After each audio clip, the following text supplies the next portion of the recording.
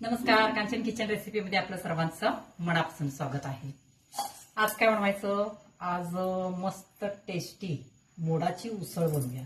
आता तशी उसळ सर्वांनाच येते, पण काही जणांची पद्धत थोडीशी वेगळी असते. माझी पण थोडीशी वेगळी आहे तेच आपण घालणार आहोत, पण करण्याची पद्धत थोडीशी वेगळी आहे. बघूया चला. तर मग आता प्रथम आपण फोडणी देऊया. त्याच्यामध्ये तेल घालायचं.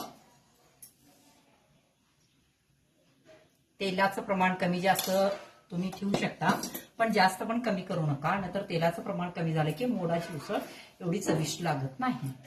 मी या ठिकाणी एक छोटी पळी होईल एवढं तेल घातलेलं आहे, कारण माझ्याकडे 1/2 किलो मोड आहे. हे पहा, धुवून घेतलेले आहेत स्वच्छ.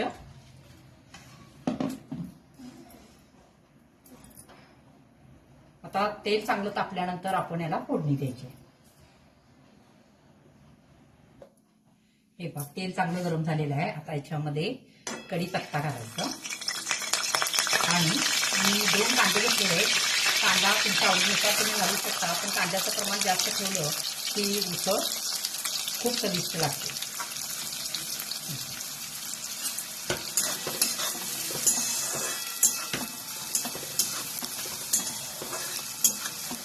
कांदा एक 2-3 मिनिटं भाजायचा आणि मग त्याच्यामध्ये एक टोमॅटो घालायचा आहे. तुम्हाला आवडत असेल तर तुम्ही घालू शकता, पण टोमॅटोनं सुद्धा अप्रतिम लागते उसळ.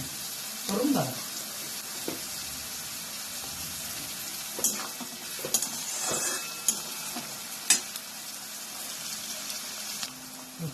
एक 2-3 मिनिटं कांदा भाजल्यानंतर मी त्याच्यामध्ये एक टोमॅटो घातलेला आहे,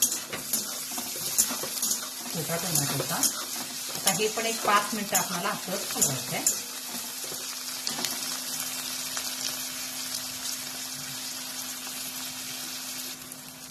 हे पहा, या ठिकाणी कांदा आणि टोमॅटो चांगला भाजलेला आहे. आता काय करायचं, थोडीशी कोथिंबीर त्याच्यामध्ये घालायची, म्हणजे जे आपण उसळ करणार आहे त्याला एकदम चव छान येते. आता काय करायचं, हे मोड जे मी पाण्यात ठेवलं होतं ते याच्यामध्ये घालायचं.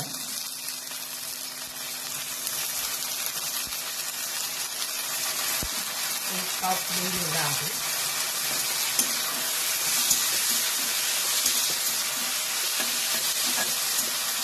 आता हे चांगलं भाजून घ्यायचं आहे मला.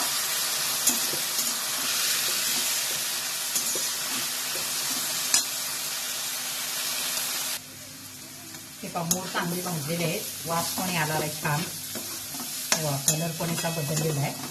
आता याच्यामध्ये काय करायचं, हळद पूड घालायची, एक छोटा अर्धा चमचा.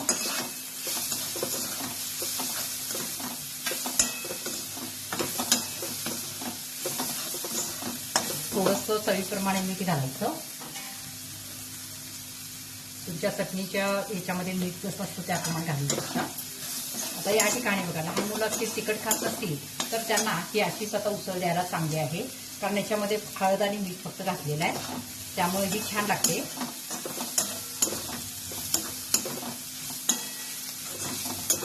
आता याच्यामध्ये तिखट घालूया, म्हणजे मसाला चटणी आपण जी रेग्युलर घरी वापरतो ना ती. जसं तिखट हवं आहे त्या पद्धतीने तुम्ही बनवू शकता, पण ते थोडं तिखट लागतं.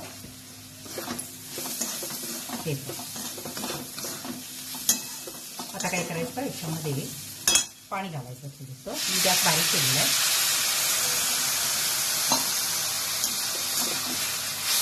आपल्याला जास्त शिजवायचं नाही आहे,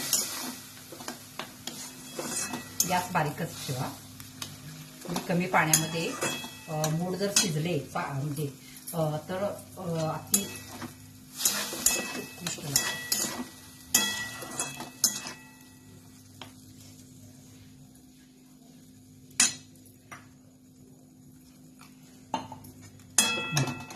आता याच्यामध्ये काय करायचं बघा, थोडासा गूळ तुम्हाला आवडत असेल तर घाला, मी आता एवढा घालते, आणि आमसूल किंवा चिंच,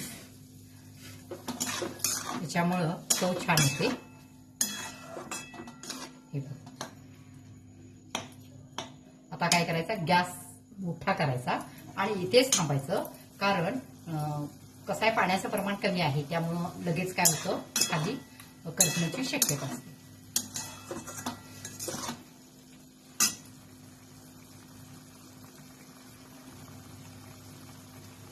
तुम्हाला जर याचा रस्सा हवा असेल तर याच्यामध्ये तुम्ही शेंगदाण्याचा कूट वगैरे घालू शकता आणि रस्सा तयार करू शकता.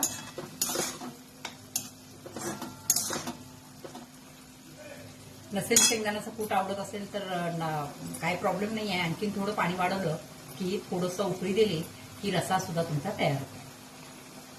मी ही भाजी करते.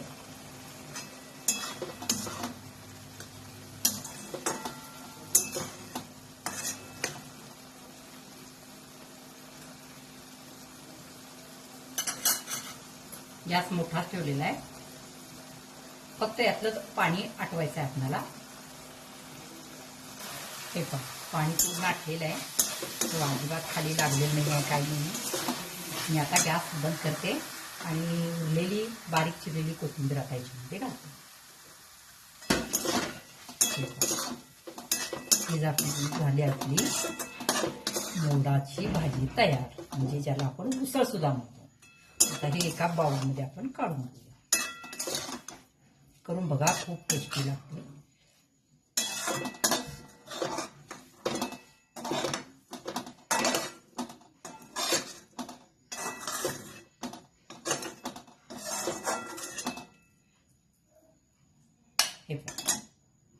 ही आपली मोडाची उसळ तयार झालेली आहे.